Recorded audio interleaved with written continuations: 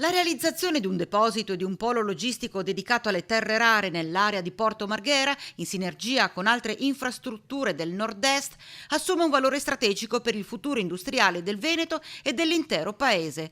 Così viene accolta dal segretario generale della CISL veneziana Michele Zanocco la notizia della possibile attivazione di un punto strategico di stoccaggio delle materie prime critiche nel bacino industriale veneziano all'indomani della visita del ministro Urso.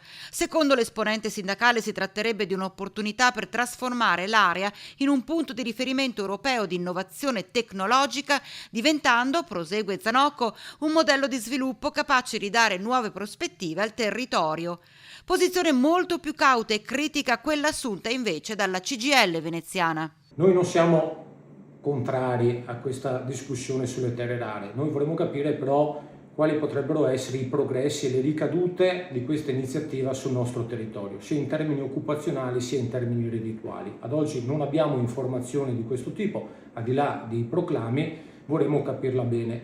Diventa complicato oggi accettare, rispetto a tutto ciò che sono state i progetti presentati per il rilancio di ciò che è l'area del petrochimico di Porto Marghera e le vertenze aperte con Eni sul rilancio della chimica in Italia, scoprire che si sta lavorando in maniera molto accelerata per far sì che l'area di Porto Marghera diventi un'area dove si verranno depositate delle terre rare. Credo che questo atteggiamento non garantisca nessun futuro a ciò che è un territorio che ha già pagato un prezzo altissimo.